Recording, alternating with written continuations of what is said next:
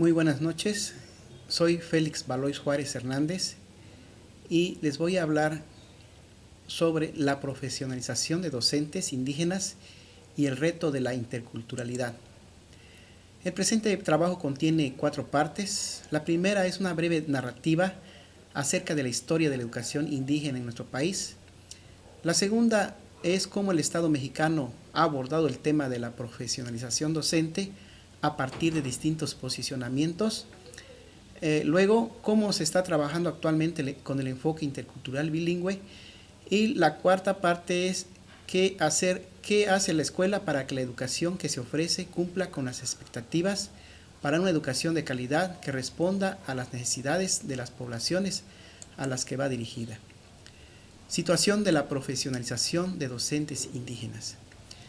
La historia de la educación indígena en México se concreta en una larga lista de políticas públicas en relación a la educación de los grupos originarios. El Estado mexicano ha respondido con planteamientos que han tenido diversos enfoques, muchas de las veces encontrados. En el México prehispánico nos dice Lucía Morelos en su tesis de maestría que la educación fue dada por el hogar como una protección divina hasta que el niño adquiría aptitudes suficientes e ingresaba al Calpulli o Calmecac. A partir de la conquista en 1535, los frailes consideraron que para poder comunicarse con los naturales debían aprender sus idiomas y así poder castellanizarlos. Y fue hasta el año de 1550 que se establecieron escuelas para ellos. En 1565 se decreta que los misioneros aprendieran el idioma de los indios a su cargo, considerando que los ideales de la colonia eran la conversión lingüística y el control total de los mismos. Un siglo más tarde, en 1634, como instrumento para la uniformidad cultural y lingüística, nuevamente se replantea la enseñanza del castellano a los indios, con la firme idea de que el indígena, al entender y hablar español, se podría controlar sin dificultad. De una etapa a otra, esta política educativa observa serias contradicciones, como puede verse en lo siguiente. Por ejemplo, entre 1862 y 1867 surge por primera vez la educación bilingüe en México y se imparte en las aldeas a través de instructores indígenas.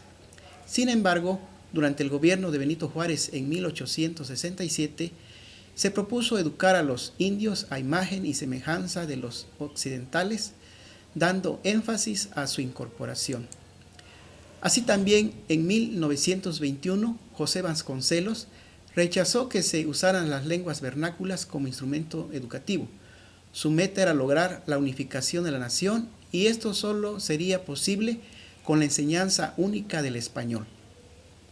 Contrario a esta postura, Moisés Sáenz consideraba que solo la educación podría permitir que los grupos indígenas ampliaran sus oportunidades económicas, preparándoles para una vida civilizada como miembros de una raza mexicana cuyo postulado sigue siendo incorporacionista. A la par de las prácticas pedagógicas, también se fueron creando las instituciones que dirigieron la educación para los pueblos indígenas. En 1926 se crea la Casa del Estudiante Indígena, que estaba proyectada para mexicanizar a la juventud de los pueblos originarios. En 1933 se crean los Centros de Educación Indígena, encargados de incorporar culturalmente a los estudiantes indios por medio de nuevos métodos. La creación del Departamento de Asuntos Indígenas se da en 1934. Se encargaría de implementar programas educativos en beneficio de los indígenas. En la tercera Conferencia Interamericana de Educación, que se dio en 1937, se aprueba la educación bilingüe en México. En el plan de 6 años para la educación pública, Jaime Torres Bodet planteó la necesidad de la enseñanza del español para los grupos indígenas sin desconocer la diversidad cultural. Además, fundó el Instituto Pro Alfabetización en Lenguas Indígenas. A partir del primer Congreso Indigenista Interamericano, realizado en Pátzcuaro, Michoacán, se reconoce la importancia de la lengua indígena en el proceso educativo. En 1948 se organiza el Instituto Nacional Indigenista, cuyo objetivo se basaba en la investigación de problemas relacionados con la población indígena y el estudio de métodos para el mejoramiento de las condiciones de vida de esos grupos. Ya en 1964, la Secretaría de Educación Pública creó en el seno de la Dirección General de Asuntos Indígenas el Servicio Nacional de Promotores Culturales Bilingües, cuya tarea principal era la alfabetización y castellanización de niños monolingües. En 1978, el programa de promotores y maestros bilingües pasó a la administración de la recién creada Dirección General de Educación Indígena de la SEP. Es a partir del Acuerdo para la Modernización de la Educación Básica en el año de 1992 cuando se propone la descentralización educativa en todo el país con la creación en cada entidad de la Unidad de Servicios Educativos Descentralizados, en cuyo seno se origina el Departamento de Educación Indígena, que más tarde se convertiría en la Dirección de Educación Indígena, siendo la institución actual rectora de las políticas dirigidas a las niñas, niños y adolescentes indígenas. En conclusión, puede afirmarse que en el Servicio de Educación Indígena se aplicó un proyecto asimilacionista. Como esta opción no dio resultados esperados, se definió la política integracionista y, por último, el enfoque actual de la educación intercultural bilingüe. Esta última etapa es una orientación que se encuentra todavía en una aspiración, por lo que hace falta mucho por hacer para que pueda ser una realidad. La profesionalización de los maestros bilingües en el estado de Chiapas. De un ciclo escolar a otro, las estadísticas oficiales de la SEP revelan que la educación primaria de los indígenas mexicanos arroja los peores resultados. ¿A qué se debe? Con frecuencia las variables a las que se les suele atribuir responsabilidad son la incidencia de la pobreza, la diferencia cultural, la juventud y la inexperiencia de los maestros que trabajan en las comunidades indígenas, la carencia de instalaciones escolares propias y el predominio de escuelas unitarias, etc. Pero abreviando todo lo anterior, se responsabiliza al subsistema de educación indígena y a las fallas de la modalidad bilingüe que promueve. Una nota del periódico La Jornada informó en marzo del 2009, con una base de los datos del 2018, que 56.4% de los que desempeñaban para entonces como profesores de educación indígena ejercían esta profesión sin estar titulados. La pregunta que cabe aquí es, ¿cómo se había llegado a la situación actual? La respuesta se encuentra en el seno mismo del subsistema, quien en un inicio contrató personal que hablara la lengua indígena, aunque contara con escasos estudios académicos, primero con primaria, después con secundaria y luego con bachillerato. En el estado de Chiapas, la Dirección de Educación Indígena destaca que de los 7.935 profesores que componen la planta completa de educación primaria, 3.133 practican la docencia sin poseer título ni cédula profesional.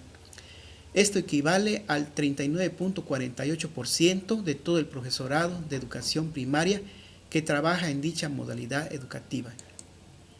En cambio, la cantidad de profesores que desempeñan sus funciones amparados en una formación debidamente acreditada está constituida por 4.802, de los cuales 23 tienen la normal básica del CEFOMACH, 256 cuentan con la normal superior, 1.062 con la normal básica general y 3.217 son titulados de la Universidad Pedagógica Nacional en varias de sus subsedes.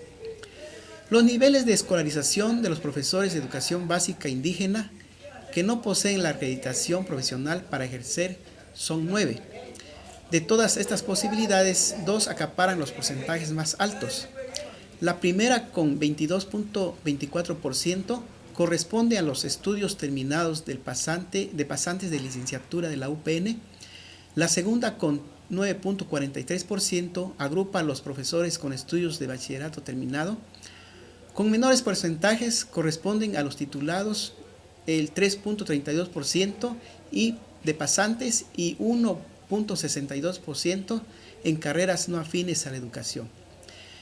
De la información reportada de la Dirección de Educación Indígena, es claro que el subsistema tiene una agenda pendiente muy precisa en lo que se refiere a la atención de la profesionalización de los docentes. La interculturalidad y el papel del docente en la práctica educativa.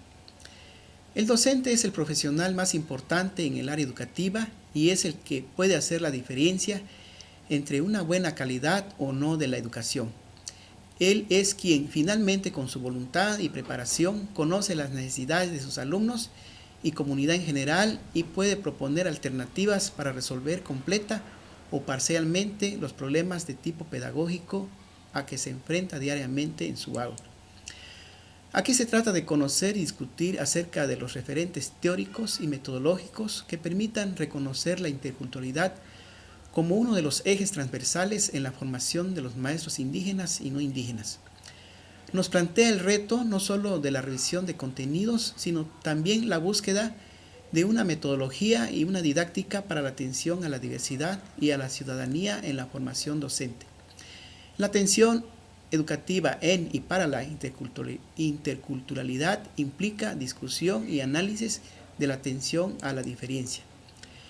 Es el 14 de abril del 2001 cuando se reconoce en México explícita e implícitamente en la Constitución el pluralismo cultural. No obstante, a más de 18 años de la reforma constitucional, en importantes sectores de la población, niños y adolescentes que asisten a la escuela básica continúan siendo objeto de discriminación y marginación social, producto de una educación que no reconoce la diversidad cultural existente en las aulas. La política educativa actual de nuestro país asume que la educación en y para la diversidad ya no solo será para los pueblos indígenas, sino para todos los mexicanos en los distintos niveles y modalidades del sistema educativo. Se plantea desde la teoría que la educación en y para la diversidad tendrá un enfoque intercultural para todos e intercultural bilingüe para las regiones multiculturales del país. Pero es una realidad palpable si alguno de nosotros realiza una visita en los centros escolares de educación indígena, darse cuenta con facilidad de que todavía prevalecen prácticas de castellanización, aculturación y de integración que atentan contra los derechos fundamentales de los niños y de las comunidades indígenas. Claro está que los docentes no son los únicos responsables de estas situaciones que se presentan en las escuelas, pero sí los que podrían hacer la diferencia para reorientar la política educativa hacia la atención pertinente de los niños indígenas. Por otra parte, la formación profesional que ofrecen las escuelas para docentes no es suficiente para que el profesor egresado responda a las necesidades educativas que les plantean las comunidades indígenas. Aunque cabe reconocer la enorme labor de la Universidad Pedagógica Nacional en los procesos formativos de los docentes del medio indígena, esta propuesta no ha impactado de manera significativa en la realidad educativa. Necesidades de formación y retos del docente indígena. Si se pretende verdaderamente dar un viraje a una educación intercultural en la formación de los docentes de las escuelas formadoras de maestros, el primer paso es que se tiene que dejar de ver como un discurso teórico cargado de buenas intenciones y que se perciba como una condición indispensable para el cambio de la escuela y fuera de ella. Segundo, es importante que los futuros docentes y maestros en servicio valoren el significado de la cultura en el proceso de interacción en el medio escolar que le permita al individuo desarrollar competencias en múltiples esquemas de percepción, pensamiento y acción, y no equiparar educación con escolaridad ni educación intercultural con programas escolares formales. Tercero, es trascendental que el docente indígena se construya como sujeto histórico, como un sujeto que se conoce, que explica cómo ha llegado a ser, quién quiere ser y cuáles son sus aspiraciones personales y profesionales. Es necesario que resignifique su propósito fundamental en la vida y en relación a su principal ocupación, el de educador de niñas y niños indígenas, así como de qué manera se identifica con la modalidad intercultural bilingüe y cuáles son sus propuestas, iniciativas, aspiraciones para llevarlas a la práctica. Es decir, resulta urgente una formación docente que perciba y reconozca las desigualdades sociales en las que se traduce la diversidad, así como competencias para construir propuestas educativas innovadoras. Cuarto, se necesita que los docentes en servicio se continúen formando como profesionales en aspectos en los que se necesita información actualizada y herramientas prácticas para atender las necesidades que le demandan su práctica. Actualización para el dominio y manejo de las lenguas materna y el español, en la conducción de estrategias para enseñar a los niños a pensar y aprender en las habilidades básicas y superiores del pensamiento. Quinto, formación en la investigación y sistematización de su práctica educativa como una herramienta metodológica para la indagación y el registro que le permita allanar el camino hacia la innovación con el propósito final de un cambio en los procesos educativos que se dan al interior del aula y fuera de ellas. Conclusiones. El enfoque de la educación intercultural bilingüe es también un tema pendiente en la agenda del sistema de educación indígena. Es una aspiración que nos llevará a mejorar el logro educativo. Mientras en las escuelas del nivel indígena no se esté atendiendo por medio de una educación con pertinencia lingüística y cultural, los problemas de poco aprendizaje persistirán. Por todo lo anterior, es necesario que se pase el enfoque intercultural bilingüe de la teoría a la práctica para responder a los requerimientos de las personas y del contexto, donde el docente bilingüe se conozca como un sujeto producto de la historia y a la vez como agente de cambio, como un profesional que conoce su campo de trabajo y propone con el apoyo de las comunidades las transformaciones necesarias para que la enseñanza sea significativa en la formación de sujetos pensantes que puedan aprender por su propia cuenta y que se sientan además orgullosos de su cultura. Muchas gracias.